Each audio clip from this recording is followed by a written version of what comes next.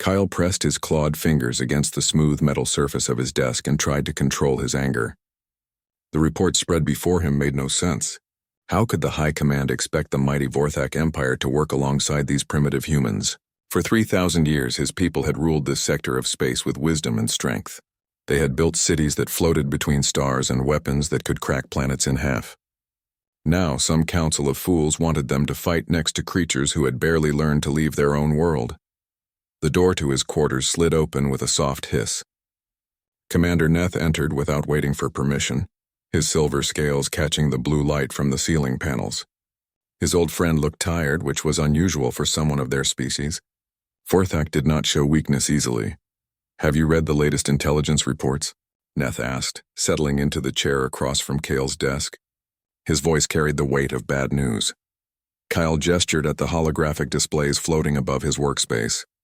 Images of destroyed worlds rotated slowly in the air between them. Entire star systems reduced to empty space and scattered debris. The Devourers have consumed 12 more systems in the past month. "They're moving faster than our analysts predicted." "Faster than anyone predicted," Neth corrected. The Zephyrian Republic lost their entire Fourth Fleet trying to slow them down. 300 ships vanished in less than an hour. The survivors describe weapons that adapt to whatever you use against them. Kyle had seen the recordings. Ships firing their most powerful weapons only to watch the energy beams bend around their targets like water around a stone. Missiles that simply stopped working the moment they got close to enemy vessels. It was as if the Devourers could learn and change faster than any living mind could think. "So the Council believes humans can help us where the Zephyrians failed?" Kale's laugh held no humor. "Humans who still use chemical explosives and metal projectiles? Humans whose fastest ships take months to cross distances we cover in days?" Neth leaned forward, his expression serious. "Perhaps that's exactly why the Council thinks they might be useful. Everything advanced we've tried has failed. The Devourers seem to expect sophisticated technology. Maybe something primitive might catch them off guard." The idea made Kale's skin crawl. His people had not conquered half the galaxy by using primitive tools. They had succeeded through superior planning, better technology, and careful strategy. The thought of depending on crude human methods felt like admitting defeat before the battle even began. "I've been assigned to their ship," Kyle said quietly. "The Council wants Vorthak observers on all human vessels. They claim it's for coordination, but we both know it's because they don't trust humans to follow orders." Neth nodded slowly. "Which ship?" "Something called the Defiance, commanded by a human named Ross. I've read his file. He's lost more battles than most of our junior officers have fought. Yet somehow his superiors keep promoting him. Perhaps human leadership works differently than ours." Kyle pulled up Ross's service record on his display. The man's career made no logical sense. He had disobeyed direct orders multiple times, launched attacks against superior forces, and made decisions that any Vorthak commander would consider insane. Yet his crew showed unusual loyalty, and he had somehow achieved victory in situations where defeat seemed certain. "Look at this." Kale pointed to one particular incident. 3 years ago, Ross commanded a single destroyer against a pirate fleet of 12 ships. Instead of retreating and calling for backup, he flew directly into their formation and rammed their command vessel. His ship was destroyed, but the explosion damaged 4 other pirate ships badly enough that backup forces could finish them off.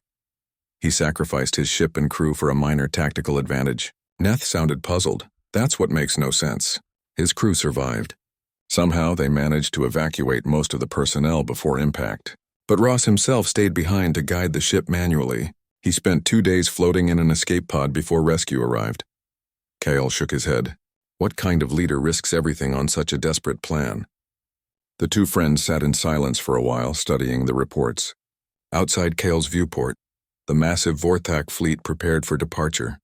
Hundreds of vessels hung in formation around the space station, their dark hulls bristling with weapons that could level continents.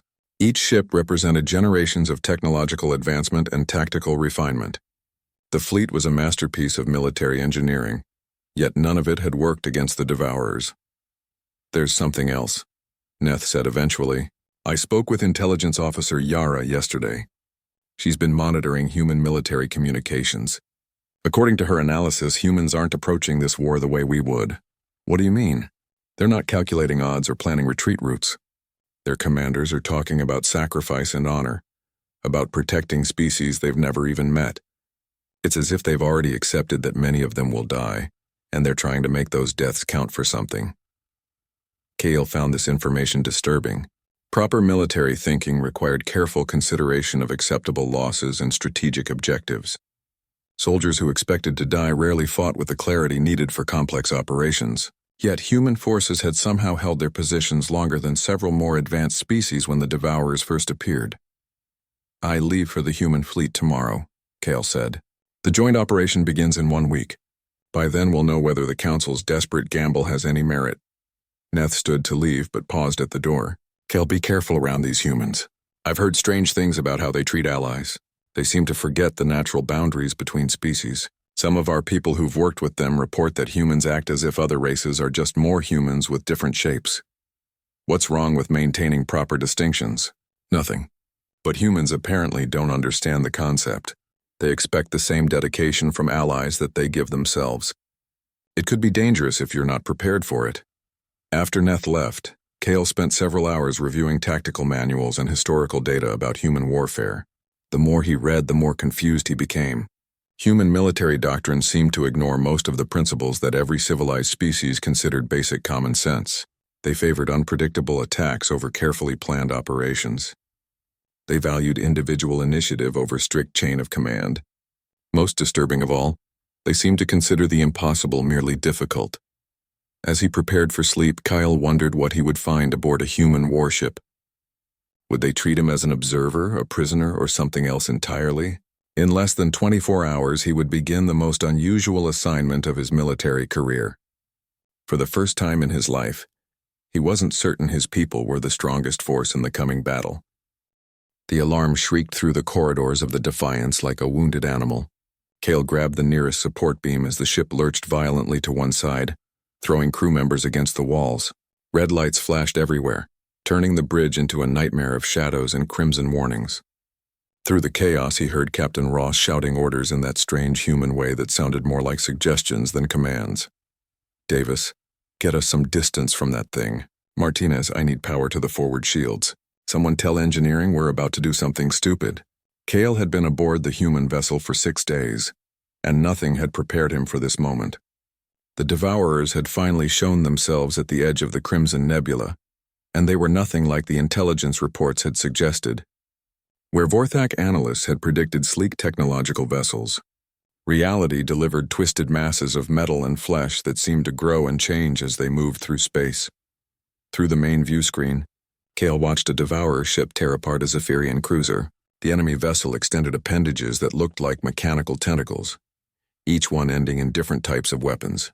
As the Zephyrians fired their plasma cannons, the Devourer's hull simply absorbed the energy and redirected it back at them in concentrated bursts. Within minutes, the cruiser broke apart in a series of explosions that lit up the surrounding darkness. "How are they doing that?" Lieutenant Kim asked from the weapons station. The young human's voice shook, but her hands remained steady on her controls. Ross studied the tactical display with an expression Cale had learned to recognize. The captain was thinking, but not in the careful, systematic way that Vorthak officers approached problems.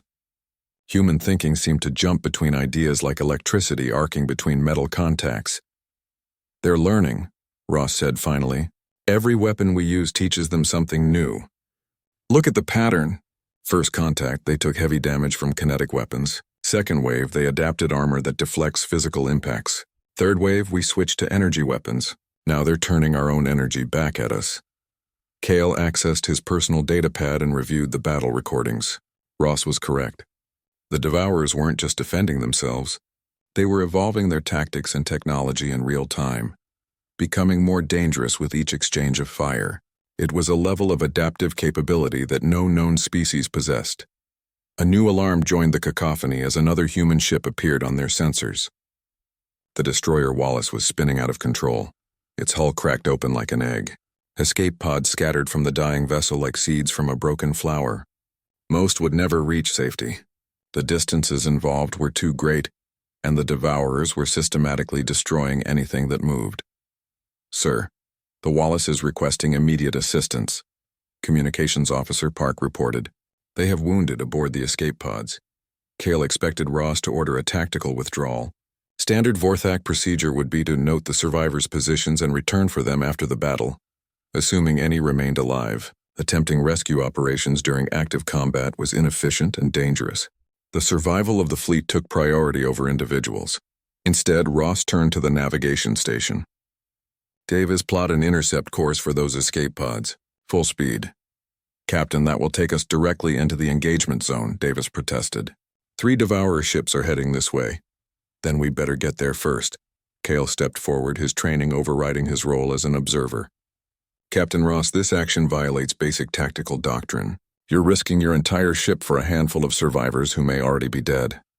Ross looked at him with those strange human eyes that seemed to see too much. Officer Cale, how many ships has your empire lost to the Devourers so far? The question caught Cale off guard. 17 vessels with approximately 4,000 casualties. And how many ships have we saved by following standard tactical doctrine? Cale's silence provided the answer. 0 ships had been saved. Every engagement had ended in defeat or costly retreat.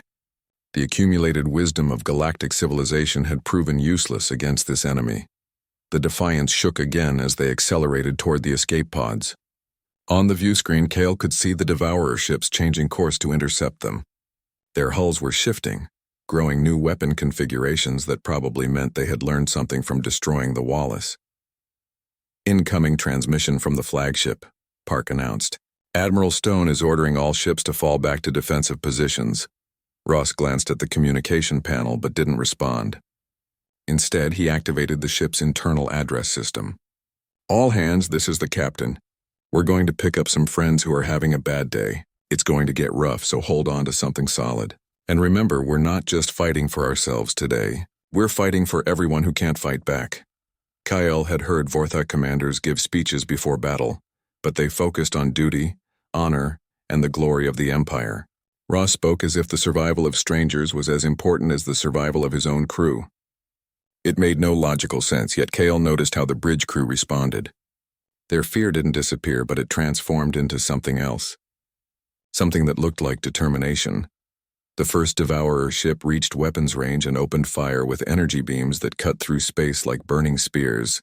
Davis threw the Defiance into a spinning dive that would have torn apart most vessels, but the human ship held together through what appeared to be pure stubborn will. Return fire from the Defiance struck the enemy hull and simply vanished, absorbed into whatever material the Devourers used for armor. Conventional weapons aren't working, Kim reported. Their hull is adapting to everything we throw at them. Then we stop being conventional, Ross replied. He turned to the engineering station. Chief Brooks, how much fuel do we have in reserve? The answer came back immediately. Enough for 6 hours of normal operations, Captain. Good. On my mark, I want you to dump half of it directly out the exhaust ports. Then I want you to ignite it. Brooks stared at him. Sir. That will create an explosion large enough to damage our own ship. And without that fuel, we won't have enough power to make it back to the fleet. We'll worry about getting home after we've done our job here. Kyle watched this exchange with growing horror. Ross was planning to sacrifice his ship's operational capacity for a tactical gambit that might not even work. It violated every principle of sound military planning. Yet as the captain gave his orders, the crew responded without hesitation. They trusted him completely, even when his decisions seemed insane. The Defiance reached the escape pod cluster just as the second Devourer ship arrived. Tractor beams locked onto the small craft and began pulling them aboard, while the ship's weapons fired continuously at their pursuers. The improvised fuel explosion caught the nearest Devourer by surprise, engulfing it in a fireball that temporarily disrupted its systems. But the victory was short-lived. The third Devourer ship had learned from watching the fuel gambit. Its hull reconfigured itself to include heat dissipation panels that would make similar attacks useless. Worse, it had begun generating some kind of jamming field that interfered with the Defiance's sensors and communications. We've got all the survivors, Brooks reported, but that last maneuver cost us more than just fuel. We've got damage to the main engines and the weapons array is operating at 60% capacity. Ross nodded calmly, as if he had expected this outcome. Then it's time to go. Davis, get us out of here. Best possible speed. As the Defiance limped away from the battle zone, Kyle reviewed what he had witnessed. By any reasonable standard, the mission had been a failure. They had saved perhaps 30 human lives at the cost of significant damage to their own vessel and a dangerous reduction in operational capacity. The Devourers had learned new defensive techniques that would make future battles even more difficult. Yet as he watched the rescued survivors being treated in the medical bay, Cale began to understand something that his training had never taught him. The humans weren't fighting this war the way his people would. They weren't calculating acceptable losses or preserving resources for future engagements. They were fighting as if every individual life had value that couldn't be measured in tactical advantages. It was inefficient, illogical, and completely contrary to established military doctrine. It was also the most disturbing thing Cale had ever witnessed because deep in his mind, a small voice was beginning to suggest that maybe the humans were right. The hidden base orbited a dead star, tucked between two massive asteroid fields that scrambled most scanning equipment. Cale stood in the observation deck of the facility and watched ships from a dozen different species dock at the emergency ports. Each vessel told a story of defeat. Scorched hulls, missing weapon arrays, entire sections blown away by Devourer attacks. The combined fleet that had once numbered in the thousands now barely reached 300 functional ships. Below him in the main conference hall, representatives from every surviving species argued with increasing desperation. The Zephyrian delegate slammed her fist on the table hard enough to crack the metal surface. "Your human recklessness has cost us everything. If Captain Ross had followed proper retreat protocols instead of attempting that rescue mission, we might have preserved enough ships to mount a real defense." Cale listened to the accusations with growing anger. He had submitted his report about the escape pod rescue 3 days ago, carefully documenting the tactical decisions and their outcomes, but he had left out the most important details. How could he explain to his superiors that watching humans choose danger to save strangers had changed something fundamental in his understanding of warfare? Admiral Stone, the highest-ranking human officer to survive the Crimson Nebula disaster, remained calm despite the verbal attacks coming from every direction. She was smaller than most of the aliens in the room, and her species lacked the natural weapons that evolution had given others. Yet something about her presence made even the largest delegates hesitate before speaking too harshly. The Devourers destroyed 47 ships in the Nebula engagement, Stone said quietly. Captain Ross saved 31 lives. I consider that a reasonable exchange rate. The Caltharian ambassador hissed through his breathing slits. Reasonable? Your emotional decision-making is exactly why this alliance is failing. We need calculated strategy, not heroic gestures that accomplish nothing. Kyle found himself standing before he realized he intended to speak. With respect, Ambassador, calculated strategy has accomplished nothing so far. The room fell silent. As a liaison officer, Cale was supposed to observe and report, not participate in strategic discussions. But the accusations against the humans had finally pushed him past his breaking point.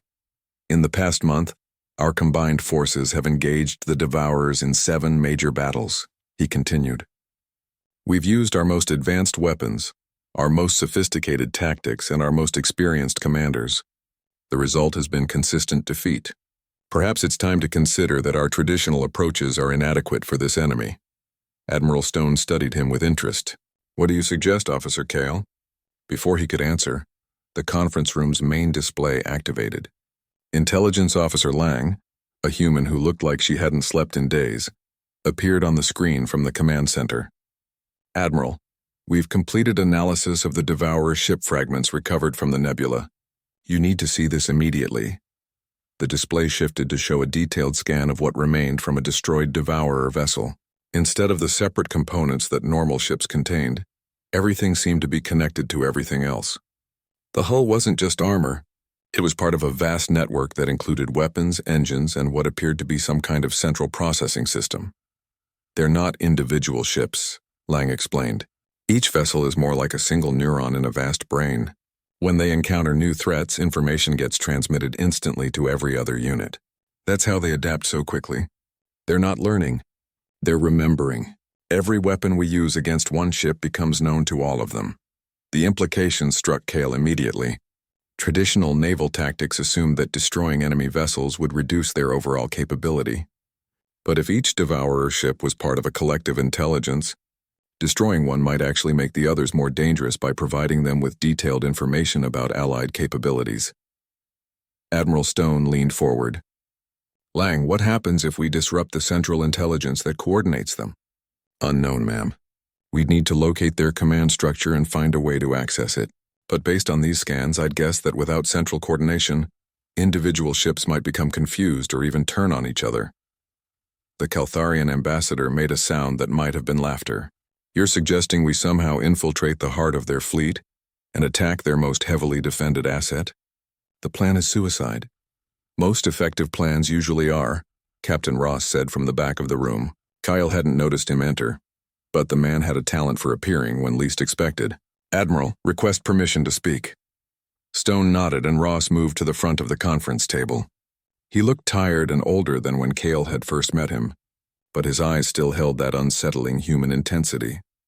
Intelligence estimates the Devourer mothership is roughly 50 kilometers long and protected by at least 200 escort vessels, Ross began. It's also located at the center of their formation, surrounded by multiple defensive layers. A direct assault would require our entire remaining fleet and would certainly fail. Then what do you propose? The Zephyrian delegate asked. We don't assault it. We sneak inside. The room erupted in protests from every species except the humans. The idea was impossible, insane, and certain to result in the death of anyone foolish enough to attempt it. Kale listened to the objections and realized they were all technically correct. The plan had virtually no chance of success. Ross waited for the noise to die down before continuing. We captured a Devourer scout ship during the retreat from Proxima Station. Our engineers have been studying it for 2 weeks. Dr. Lane believes she can modify its identification systems to fool their scanners long enough to get a small team inside the mothership. Dr. Lane stood up from where she had been sitting quietly among the human delegation. She was young for such an important position, with the kind of steady hands that came from years of delicate work. The scout ship's communication array uses quantum encryption that changes every few hours. But I've identified a pattern in the changes. If we can time our approach correctly, we should be able to transmit the proper identification codes. Should be able to? The Caltharian ambassador's voice dripped with skepticism. You're betting all our lives on a guess? I'm betting our lives on a chance, Dr. Lane corrected, which is more than we have if we continue fighting them the way we've been fighting them. Admiral Stone pulled up a holographic display of the Devourer formation. The mothership sat at the center like a mechanical planet, surrounded by layers of smaller vessels in perfectly coordinated patterns. It was beautiful in a terrifying way, like watching a storm that could destroy worlds. Assuming the infiltration succeeds, Stone said, what would the mission objective be? Dr. Lane activated another display showing the internal structure they had extrapolated from the scout ship data. We'd need to reach their central processing core and upload a virus designed to disrupt their collective intelligence. The program would need to be installed manually, from inside their most secure location. How long would the installation take? Kale asked. Approximately 20 minutes, assuming no complications. The room fell silent again. 20 minutes was an eternity during a combat operation, especially when surrounded by enemy forces inside their most heavily defended facility. Anyone attempting such a mission would have virtually no chance of escape. Ross looked around the table, meeting the eyes of every delegate. I'm requesting volunteers for a 6-person team. The mission has a low probability of success and a near certain probability of casualties. But if it works, we might be able to end this war. And if it fails? The Zephyrian delegate asked. Then we die trying something different instead of dying trying the same things that haven't worked. Kale found himself thinking about the rescue mission at the Crimson Nebula. Ross had risked his ship and crew to save 31 people he had never met. Now he was volunteering to risk his life to save species he barely knew. It was the same pattern of thinking that had puzzled Kale since he first came aboard the Defiance. Captain Ross, Kale said slowly, request permission to join the infiltration team. The request surprised everyone in the room, including Kale himself. He was supposed to be an observer, not a participant. His orders were to report on human capabilities, not to risk his life alongside them. But something about the way Ross approached impossible problems had convinced him that maybe the humans understood warfare better than anyone else. Officer Kale, you're not required to participate in this mission, Admiral Stone reminded him. Your government would consider this voluntary assignment beyond your duties. My government doesn't understand what we're facing here, Kale replied. I've watched humans fight for 3 weeks. They don't calculate odds the way we do. They don't preserve resources for future battles. They fight as if every engagement might be their last chance to make a difference. Maybe that's exactly what we need. Ross smiled for the first time since entering the conference room. Welcome to the team, Kale. Try to keep up. The captured Devourer scout ship felt wrong in ways that Kale's mind couldn't fully process. Every surface seemed to pulse with a faint rhythm that reminded him of a heartbeat, and the walls gave slightly when he pressed against them, like living tissue covered in metal skin. The air tasted of copper and something else he couldn't identify. Something that made his survival instincts scream warnings he tried to ignore. Dr. Lane worked at a control panel that looked more grown than built, her fingers dancing across interfaces that shifted and changed under her touch. Behind her, Captain Ross studied a display showing their approach to the Devourer fleet. The massive formation filled their sensors like a mechanical storm cloud. Hundreds of ships moving in perfect coordination around the mothership at their center. 2 minutes to the outer perimeter, announced Sergeant Willis from the pilot station. The big human had volunteered for the mission despite having 3 children waiting for him at home. Kale had seen their pictures taped to the inside of Willis's helmet. It was another example of human behavior that defied logical explanation. The other 2 team members checked their equipment one final time.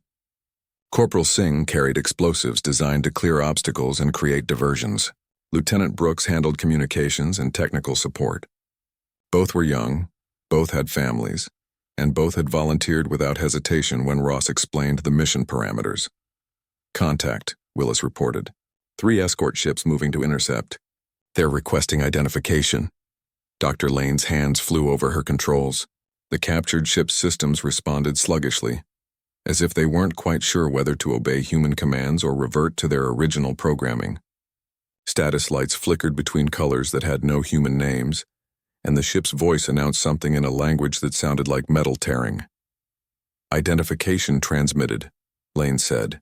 If this works, they should recognize us as Scout Unit 847, returning from a patrol sweep. Kale watched the approaching escort ships through the main viewer. Up close, the Devourer vessels looked even more disturbing than they had during the battles.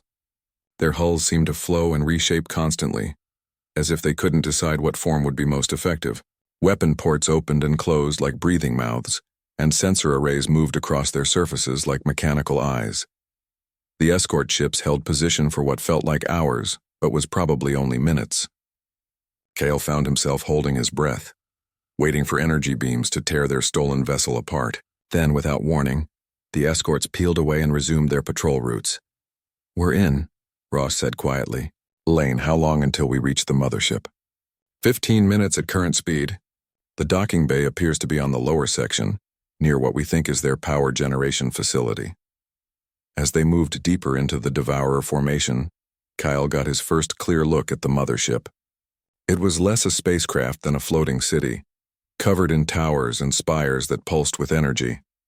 Smaller ships moved in and out of docking ports like insects around a hive. The entire structure radiated power and intelligence in a way that made him feel very small and very mortal. There. Brooks pointed to a section of the hull where a large bay door was sliding open. Docking Bay 7, right where Lane said it would be. The approach went smoothly until they were actually inside the bay. As soon as their ship touched down, Kale realized they had made a serious mistake.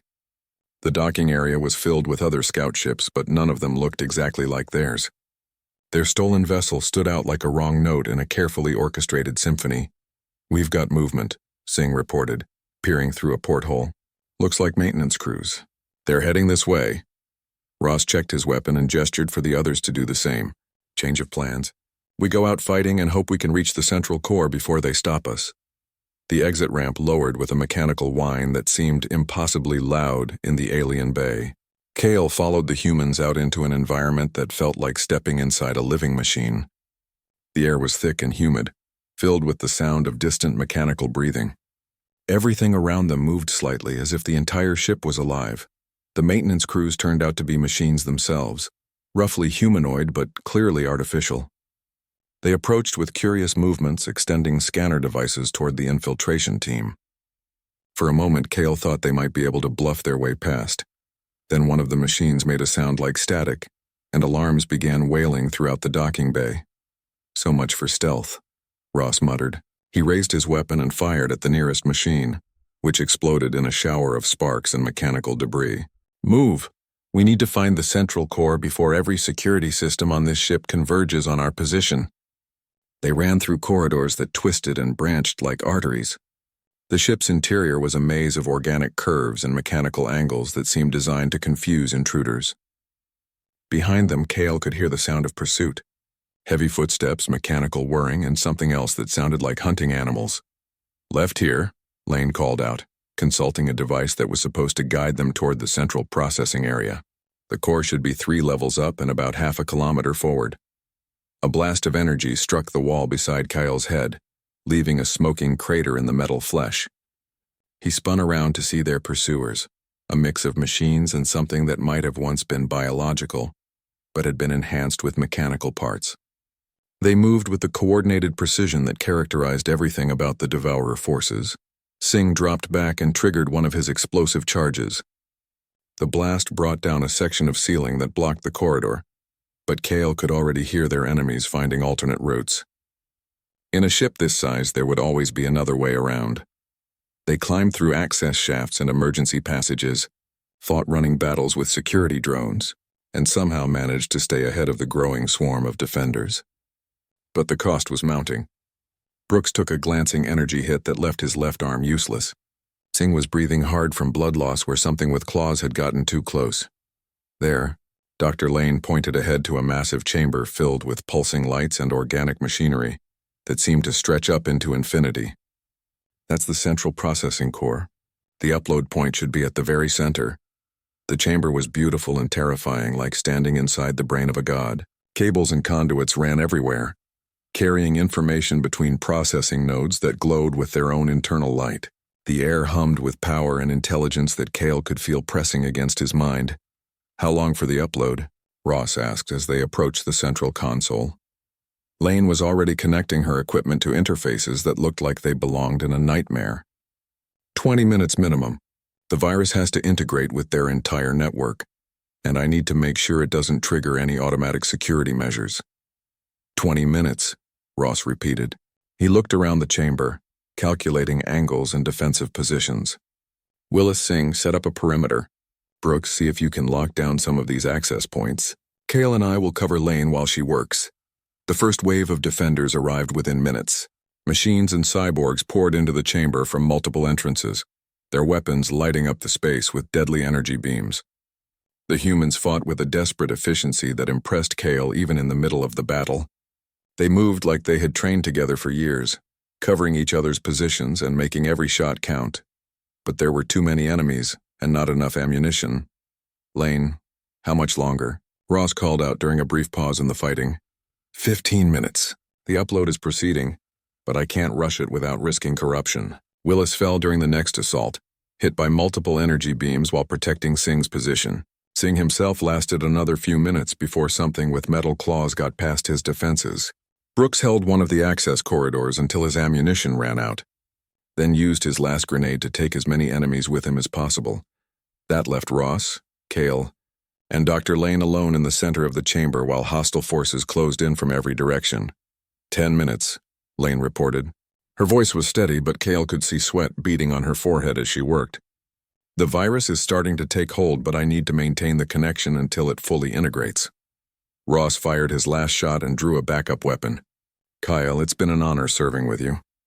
Kyle found himself thinking about everything he had witnessed since joining the human ship. The rescue mission at the Crimson Nebula, the volunteers who had stepped forward for this impossible task, the way humans face certain death without losing their determination to protect others. "Captain Ross," he said formally, "the honor has been mine." A new sound echoed through the chamber, mechanical screaming like the ship itself was in pain. The attacking forces suddenly stopped their advance and began firing at each other, instead of at the infiltration team. Lights throughout the chamber flickered and went out, then came back on in different colors. "It's working," Lane shouted over the chaos. "The virus is spreading through their network." 5 more minutes and the upload will be complete.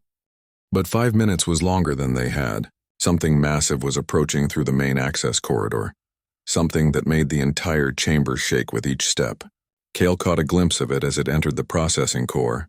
A machine the size of a building, covered in weapons and armor, moving with predatory grace toward their position. Captain Ross stepped forward to meet it, his small human weapon almost pathetic against something so large and dangerous. But he didn't hesitate. He had never hesitated, not once in all the time Cale had known him. "For everyone who can't fight back," Ross said quietly and opened fire. Silence filled the escape pod like a weight pressing down on everything inside. Cale floated in the cramped space beside Dr. Lane, both of them strapped into seats designed for human bodies.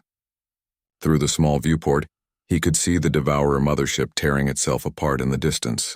Explosions rippled across its hull as internal systems turned against each other, and smaller ships broke away from the main formation to attack their former allies. Dr. Lane worked at a portable monitoring device, tracking the spread of her virus through the enemy network. Her hands shook slightly from exhaustion and something else that might have been grief. Of the 6 people who had entered the mothership, only she and Cale had made it to an escape pod. "The virus is working better than I hoped," she said quietly. "It's not just disrupting their coordination. It's actually causing different sections of their consciousness to view each other as threats. They're essentially at war with themselves." Cale watched a group of Devourer ships fire on their own command vessel. The target's hull reconfigured itself to defend against the attack, but that only triggered more aggressive responses from the attackers. Within minutes, both sides were completely focused on destroying each other while ignoring everything else around them. "Captain Ross made this possible," Cale said. "He held that defense corridor long enough for you to complete the upload." Lane nodded without speaking. They had both seen Ross fall to the massive security unit that had broken through their perimeter. The captain had known he couldn't win that fight, but he had bought them the time they needed to finish the mission and reach the evacuation route. In the end, that was all he had been trying to do. The escape pod's communication system activated with a burst of static. "This is Admiral Stone aboard the Defiance. Any survivors from the infiltration team, please respond." Lane reached for the transmitter. "This is Dr. Lane. Officer Cale and I are aboard Escape Pod 3. Mission successful. The virus is active and spreading throughout their network." "Confirmed, Dr. Lane. We're reading massive disruption across the entire Devourer fleet. Stand by for recovery." The pickup took 20 minutes, during which Cale watched the enemy formation completely collapse. Ships that had moved in perfect coordination now attacked each other with desperate fury. The mothership's death throes lit up space like a dying star, and the resulting explosion took out dozens of smaller vessels that had been caught in its gravity well. By the time they reached the Defiance, the battle was effectively over. The Devourers hadn't been destroyed, but they had been reduced to scattered groups fighting chaotic battles with each other. Without their collective intelligence to coordinate attacks and share tactical information, they became just another dangerous predator species instead of an unstoppable force. Admiral Stone met them in the shuttle bay, along with most of the surviving crew. The relief on their faces was obvious, but it was mixed with something else. The knowledge that victory had come at a terrible cost. "Casualty reports?" Stone asked as they walked toward the medical bay.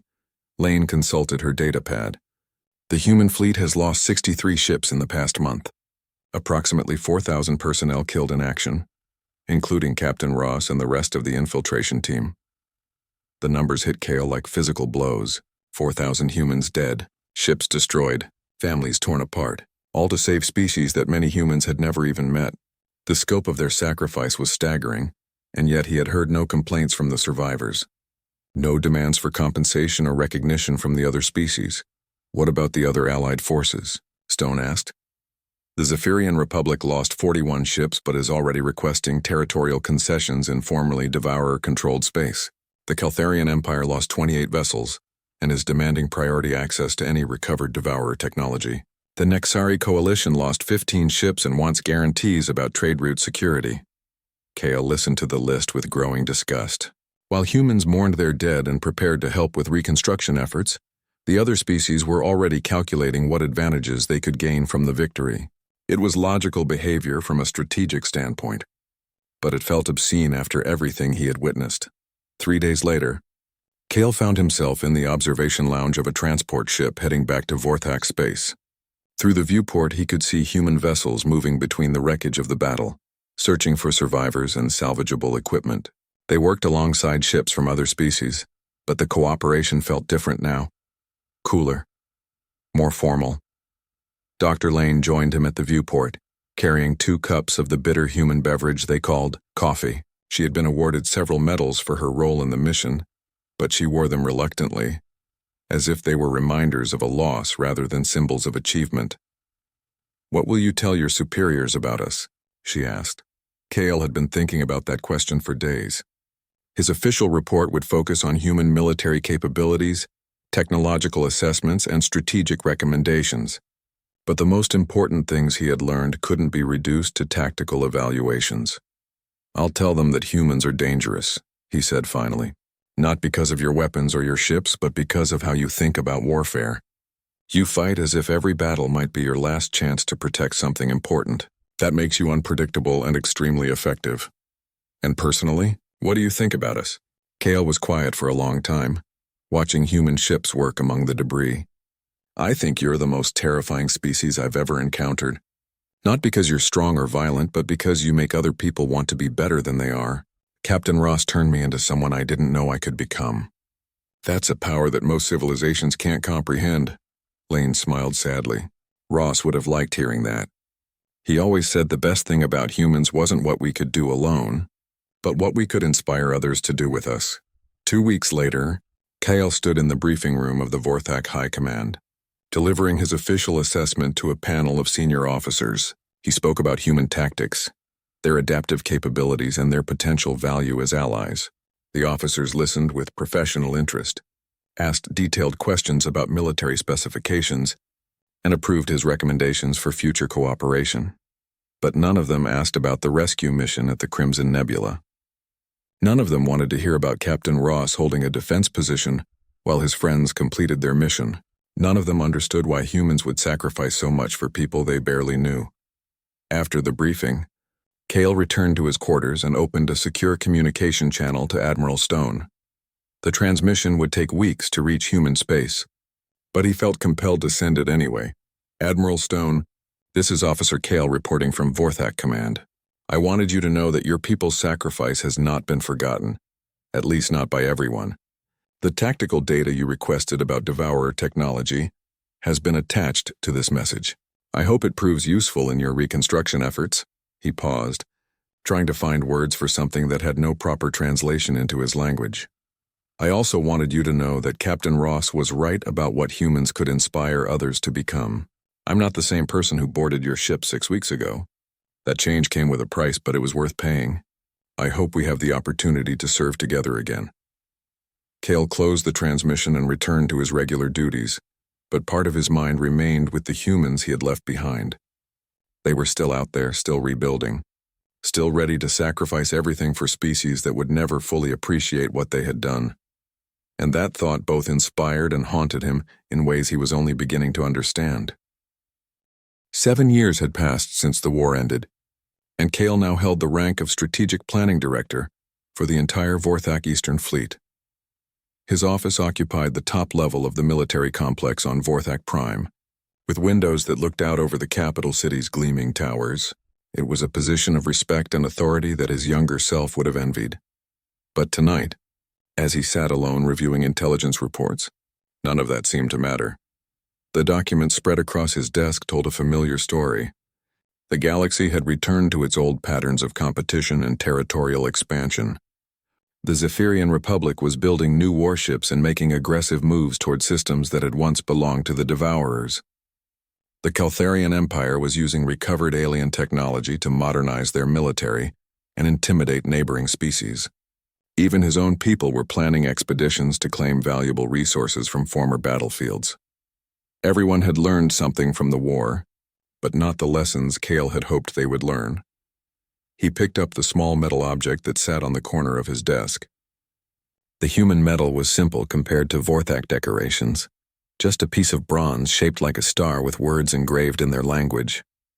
Admiral Stone had given it to him during a ceremony after the final battle, calling it recognition for courage above and beyond the call of duty. Kyle had never worn it. His people wouldn't understand what it represented, and explaining would require sharing experiences that couldn't be translated into Vorthak concepts of honor and achievement. How could he describe what it felt like to watch Captain Ross sacrifice everything for strangers? How could he make them understand why Dr. Lane had stayed behind to complete a mission that saved people she had never met? His door chimed softly. "Enter," Kyle called, expecting his aide with the evening status reports. Instead, Commander Neth stepped into the office. Kale's old friend looked older now, with silver starting to show in his scales, but his expression carried the same intelligence that had made their conversations valuable years ago. "Working late again?"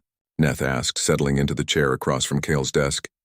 "The staff says you've been putting in 16-hour days for the past month." "The Eastern Fleet doesn't run itself." Kyle gestured at the reports covering his workspace. "Border tensions with the hegemony, resource allocation disputes, personnel reviews, the usual administrative challenges." Neth leaned forward, his expression serious. "Kale, we've been friends for 20 years. Something has been bothering you since you returned from that human assignment. What happened out there?" Kale was quiet for a long time, considering how to answer. He had written official reports about the war, but he had never discussed his personal experiences with anyone. The memories felt too important to share casually and too dangerous to examine too closely. "Have you ever met a human?" he asked finally. "Once, at a diplomatic function 3 years ago. Trade delegation from their colonial ministry. Seemed competent enough, though they asked strange questions about our labor policies and citizen welfare programs. They do that. Humans are obsessed with protecting people they consider weaker than themselves. It's not logical from a strategic standpoint, but it drives almost everything they do." Neth studied his friend's expression. "You admire them." "I fear them," Kale corrected. "They're the most dangerous species in the galaxy, and most people don't realize it yet." Before Neth could ask for clarification, Kyle's communication system activated with an emergency priority signal. The voice that came through belonged to Admiral Urich, the highest-ranking military officer in the Vorthak Empire. "All fleet commanders report to Central Command immediately. We have received confirmation that the Devourers have returned." The two friends looked at each other in shock. Intelligence reports had suggested the possibility for months, but confirmation meant the nightmare was beginning again. Somewhere in the deep void between galaxies, the collective intelligence that had once threatened all known civilization had reformed itself and was moving toward inhabited space. An hour later, Kale stood in the main briefing chamber with 50 other senior officers, watching reconnaissance footage that made his blood feel cold. The new Devourer fleet was larger than the one they had fought 7 years ago, and their ship showed evidence of technological advancement. They had learned from their previous defeat and adapted their designs to prevent similar vulnerabilities. Initial estimates suggest they will reach the outer territories in 18 months, Admiral Urich announced. The Galactic Council is calling for another alliance, and preliminary discussions are already underway. A younger officer raised his hand. "What about the virus weapon that defeated them last time? Can't we use the same strategy?" Admiral Urich's expression was grim. "Dr. Lane, the human who developed that weapon, died 3 years ago in a research accident. Her work was classified and apparently lost when her laboratory was destroyed. We're essentially starting from the beginning in terms of effective countermeasures." Kyle felt something break inside his chest. Dr. Lane had survived the war, had continued working to protect the galaxy, and had died in some random accident that nobody would remember. It seemed like a cruel waste of someone who had already given so much. Furthermore, the Admiral continued, early reports suggest that most species are reluctant to repeat their previous level of cooperation. The economic costs of the last war were significant, and there's widespread sentiment that each government should focus on defending its own territory. The briefing continued for another hour, covering fleet dispositions, resource allocation, and diplomatic initiatives, but Kale barely heard any of it. His mind was focused on a single terrible realization. The galaxy was about to face the same threat that had nearly destroyed civilization, and this time they would face it divided. After the meeting, Kale returned to his office and activated his personal communication system. It took several minutes to establish a secure connection to human space, and another few minutes for Admiral Stone to respond from wherever she was currently stationed. She looked older on the screen, with gray in her hair and lines around her eyes that spoke of years spent carrying responsibilities, but her voice was the same calm tone he remembered from the Defiance. "Officer Kale, it's good to see you again. I assume you're calling about the Devourer situation? Admiral Stone, I need to ask you something directly. Are your people prepared to fight this war again?" Stone was quiet for a moment. Kyle, I won't lie to you. We've rebuilt our fleets and improved our technology. But the political situation is complicated. A lot of people remember how the other species treated us after the last victory. There's not much enthusiasm for another sacrificial gesture. What would it take to change their minds? Probably the same thing that convinced us to fight the first time. Evidence that people who can't protect themselves are in danger. Humans have a hard time walking away from that kind of situation, even when logic suggests we should. After the transmission ended, Cale sat in his office for hours, thinking about everything that had happened 7 years ago and everything that was about to happen again. The Devourers were returning stronger than before. The alliance that had barely defeated them was fracturing before the threat even arrived. And the one species that had shown the willingness to pay any price for victory was being pushed away by the very people they had saved. He thought about Captain Ross holding that corridor while Dr. Lane completed her mission, about human ships charging into impossible situations to rescue strangers, about the way they fought as if every battle was their last chance to protect something precious. Then, he thought about his own people calculating resource allocations and territorial advantages while an existential threat approached their borders.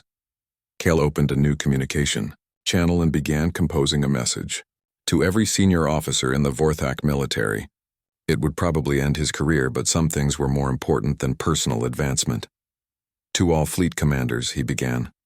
7 years ago, I served alongside human forces during the Devourer War. I learned things during that assignment that fundamentally changed my understanding of warfare and sacrifice.